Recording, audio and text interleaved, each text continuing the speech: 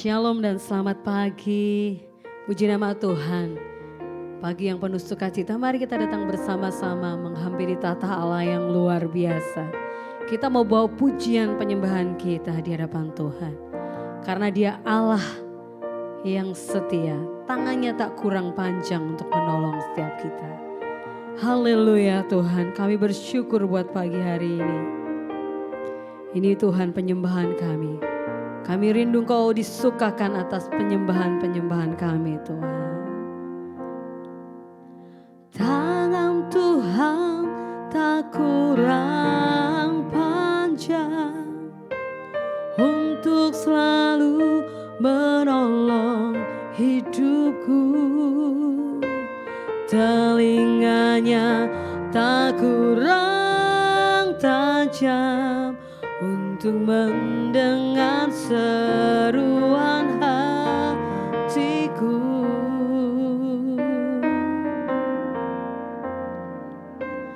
Tangan Tuhan tak kurang panjang untuk selalu menolong hidupku. Telinganya tak kurang tajam untuk mendengar seruan hatiku. Ada mujizat dalam bersyukur, Engkau tampak perlindunganku Tuhan.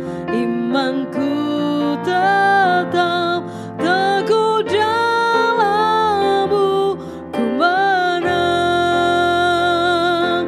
menang bersama-Mu. Ada mujizat dalam bersyukur, Engkau tampak perlindunganku Tuhan. Imanku tetap teguh dalam-Mu, ku menang bersama-Mu. Ku menang bersama-Mu. Haleluya, haleluya,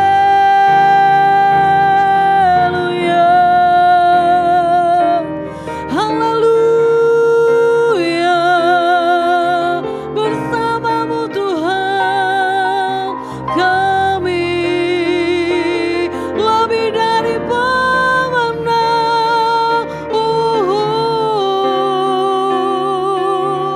Syukur kami naikkan kepadamu Tuhan. Haleluya.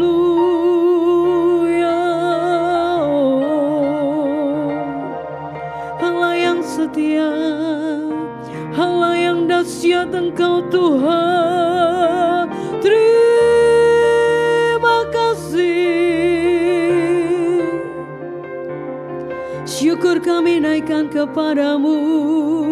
Dengan syukur kami ada mujizat dalam bersyukur, Engkau tampak perlindunganku Tuhan. Imanku tetap teguh dalam-Mu, ku menang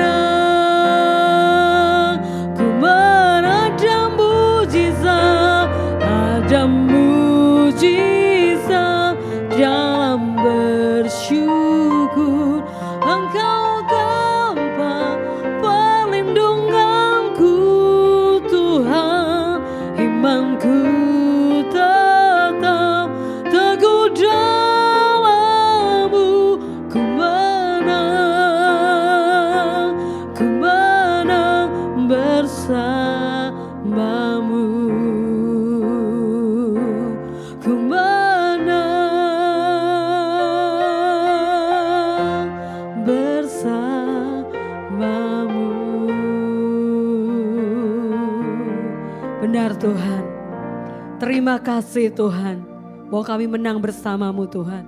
Kami percaya Bapa di tahun yang baru, Engkau Allah yang tetap setia, Allah yang selalu baru kasih-Nya buat setiap kami. Terima kasih Tuhan, terima kasih Yesus. Berfirmanlah atas setiap kami Tuhan. Kami siap mendengar, memberkati hamba-Mu Tuhan. Hanya di dalam dan demi nama Tuhan Yesus Kristus. Haleluya. Amin. Shalom dan saya ucapkan selamat pagi. Senang sekali apabila pada pagi hari ini kita dapat berjumpa kembali dalam program Doa Pagi Online JKI Pondok Daud Solo. Nah, Bapak, Ibu dan juga saudara sekalian, tidak berasa apabila kita sudah memasuki di tahun yang baru dan juga kita sudah melangkah di tahun 2026 ini. Untuk itu doa saya adalah kepada seluruh kita, Bapak, Ibu dan juga saudara sekalian, di sepanjang tahun 2026 ini kita akan memiliki hubungan dan juga kita akan memiliki sebuah keintiman yang lebih lagi bersama dengan Tuhan, sehingga Tuhan akan sangat mudah untuk memberikan setiap berkat-berkat-Nya dan juga penyertaan bahkan perlindungan yang baru untuk setiap kita. Dan pada pagi hari ini untuk judul sharing firman yang akan saya bawakan adalah pikiran yang diubahkan. Untuk itu mari kita bersama-sama membuka Alkitab kita dari kitab Roma 12 ayat yang kedua. Roma 12 ayat yang kedua berkata demikian, "Janganlah kamu menjadi serupa dengan dunia ini, tetapi berubahlah oleh pembaharuan budimu, sehingga kamu dapat membedakan manakah kehendak Allah, apa yang baik, apa yang berkenan kepada Allah, dan juga yang sempurna." Nah, kata kunci dari ayat firman Tuhan di atas adalah berubahlah oleh pembaharuan budimu atau akal budimu atau lewat pikiranmu. Nah, mengapa ini merupakan hal yang penting dan juga ini boleh menjadi landasan dan juga pegangan kepada kita semua untuk kita boleh mengarungi tahun 2026 adalah karena kita diingatkan sekali lagi oleh Tuhan agar di awal tahun ini kita boleh memiliki pikiran yang benar, memiliki mindset ataupun cara pandang yang benar dan juga tepat di hadapan Tuhan. Karena Tuhan akan sangat mudah untuk memberikan kita segala berkat-berkat-Nya dalam kehidupan ini. Tetapi sekali lagi, apabila Tuhan tidak pernah menjamah dan juga Tuhan tidak pernah mengubah cara pandang kita, maka segala berkat yang dipercayakan kepada Tuhan, kepada kita akan sangat mudah untuk lewat begitu saja dalam kehidupan kita. Untuk itu hal pertama yang bisa kita pelajari di tahun 2026 ini adalah kita mau untuk pikiran kita selaras dan juga pikiran kita seperti pikirannya Tuhan. Nah, seperti juga yang dikatakan dalam kitab Yesaya 55 berkata, "Pikiranku ada di atas pikiranmu, jalanku ada di atas jalanmu, dan juga bahkan rancanganku ada di atas rancanganmu."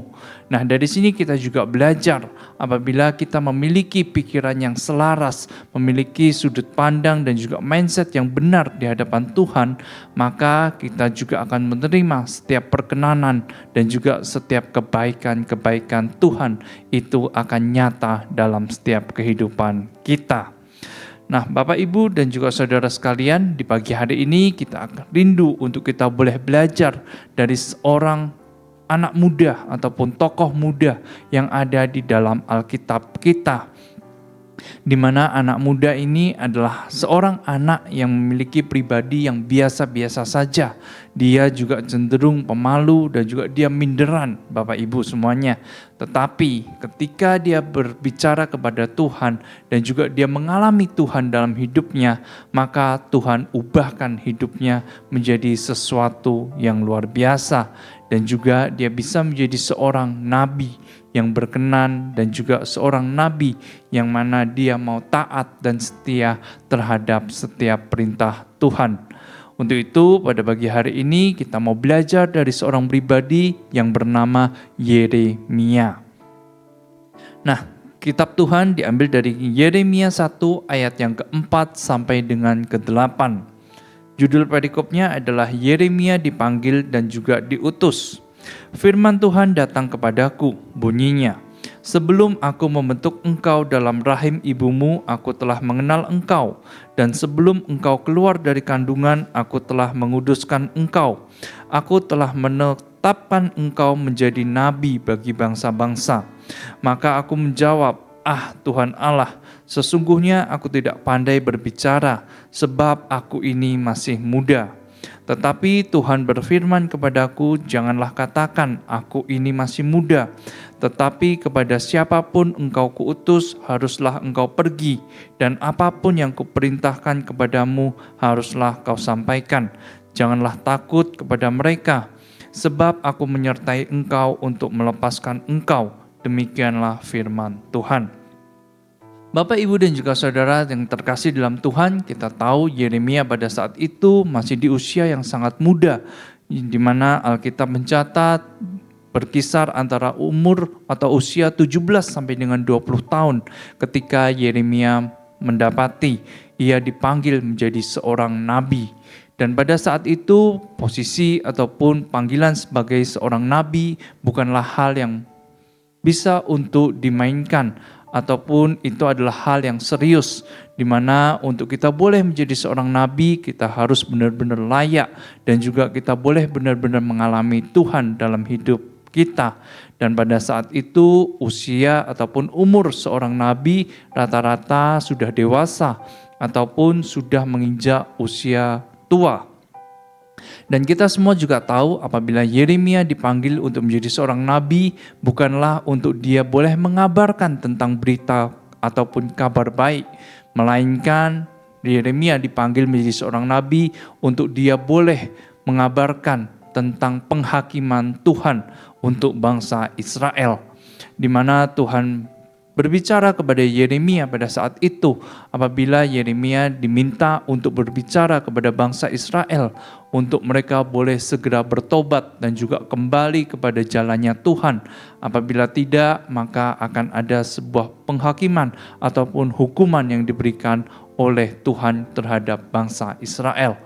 Tentu bukan sesuatu yang mudah untuk Yeremia yang pada saat itu masih berusia sangat muda dan juga belum punya pengalaman sekalipun.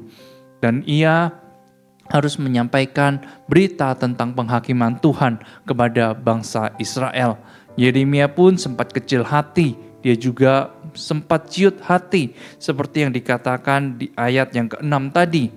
Dia katakan, "Ah Tuhan Allah, sesungguhnya aku tidak pandai berbicara, sebab aku ini masih muda." Nah, seringkali juga kita mengalami hal demikian dalam hidup ini, di mana lewat pikiran kita seringkali kita terbatas dan juga kita takut untuk melangkah, melakukan hal ini dan juga hal itu. Seringkali kita merasa kita tidak percaya diri dan juga seringkali juga kita takut agar hasilnya tidak maksimal dalam hidup ini. Tetapi firman Tuhan pada pagi hari ini mengajarkan kita di ayat yang kelima, dikatakan, "Apabila sebelum aku membentuk engkau dalam rahim ibumu, aku telah mengenal engkau terlebih dahulu, dan sebelum engkau keluar dari kandungan, aku telah menguduskan engkau. Aku telah menetapkan engkau menjadi nabi bagi bangsa-bangsa." Dan dalam terjemahan bahasa Inggrisnya dikatakan, "We are approved and appointed by God." Apabila kita sudah dipilih dan juga kita sudah diperkenan atau dilayakkan oleh Tuhan jauh sebelum kita ada di dunia ini. Untuk itu poin pertama yang bisa kita pelajari dari seorang nabi bernama Yeremia adalah kita sudah diterima dan juga berkenan di hadapan Tuhan. Untuk itu jangan sampai kita menjadi takut, jangan sampai kita menjadi kecil hati, dan juga jangan sampai kita menjadi tertekan apabila kita melakukan hal-hal yang ada di dunia ini. Karena ingat, approval dan juga appointed ada dua macam jenisnya, yaitu yang biasa dikatakan oleh dunia adalah kita biasa diterima ataupun kita biasa diperkenan saat kita menggapai ataupun mencapai sesuatu dalam hidup kita. Contohnya saat kita berhasil dalam hal materi, dalam hal keuangan, ataupun saat kita menjadi orang-orang yang viral, baru dunia akan mengakui setiap kerja keras kita. Tetapi di mata Tuhan hal itu berbeda, karena walaupun kita menjadi orang yang tanpa talenta sama sekali di keluarga kita, bahkan di komunitas kita sekalipun, Tuhan sudah menetapkan kita, Tuhan sudah memilih kita jauh sebelum kita ada di dunia ini. Untuk itu sekali lagi, saat kita sudah tahu apabila diri kita sendiri ataupun masing-masing sudah dipilih dan juga dilayakkan oleh Tuhan, untuk itu kita perlu untuk menyetop 3 kebiasaan ini, yaitu stop untuk cari validasi ataupun approval dari orang lain ataupun sesama kita. Yang kedua, kita nggak perlu untuk membuktikan diri ataupun capaian apapun kepada siapapun, karena itu akan membuang-buang tenaga dan juga waktu kita. Yang ketiga, jangan mudah terpengaruh untuk keadaan yang terjadi di sekitar kita. Dunia bisa saja berubah, dunia bisa saja terus berputar, tetapi satu hal yang kita percaya dan yakini, yaitu cinta kasih Tuhan akan selalu ada dalam kehidupan kita. Nah, yang kedua yang bisa kita pelajari dari Yeremia adalah Tuhan sudah menyediakan dan memperlengkapi aku. Kita ambil dari ayat yang ke-7. Tetapi Tuhan berfirman kepadaku, janganlah katakan aku ini masih muda. Tetapi kepada siapapun engkau kuutus, haruslah engkau pergi. Dan apapun yang kuperintahkan kepadamu, haruslah kau sampaikan. Nah, saudara yang terkasih dalam Tuhan, seringkali dalam pikiran ini kita seringkali menolak ataupun melewatkan setiap kesempatan yang sejatinya itu berasal dari Tuhan. Seringkali kita merasa apabila diri kita nggak mampu ataupun diri kita nggak bisa. Tetapi justru seharusnya lewat setiap rencana dan juga kegiatan yang Tuhan nyatakan dalam hidup kita, mungkin itu adalah cara Tuhan untuk memberkati kita. Yeremia juga tadi mencari-cari alasan saat dia dipanggil menjadi seorang nabi. Dia katakan apabila dia adalah orang yang biasa-biasa saja, dia masih muda, dia tidak pandai berbicara dan juga lain sebagainya. Dia mencari-cari alasan untuk pergi ataupun untuk meninggalkan panggilan dari Tuhan. Tetapi sekali lagi firman Tuhan berkata, apabila Tuhan yang sudah memanggil kita, Tuhan yang sudah memperlengkapi kita, Tuhan jugalah yang akan membuka setiap rencana bahkan jalan untuk setiap kita. Nah, seperti juga kejadian yang ada di dalam Alkitab ataupun kisah yang di dalam Alkitab, di mana ada seorang yang berpenyakit kusta, di mana Tuhan Yesus menyuruh orang ini untuk pergi ke imam, lalu dia mendapatkan sebuah kesembuhan. Nah, cara kerja Tuhan seringkali berbeda dengan cara kerja ataupun pola pikir kita. Tuhan rindu apabila setiap kita boleh melangkah terlebih dahulu, dan setelah itu dalam setiap langkah kita akan ada setiap penyertaan dan juga akan ada setiap rencana Tuhan yang dinyatakan dalam setiap kehidupan kita. Untuk itu yang menyediakan ya pasti Tuhan, dan juga tetapi yang melangkah adalah harus kita terlebih dahulu. Terima kasih dan selamat beraktivitas kembali. Tuhan Yesus memberkati setiap kita.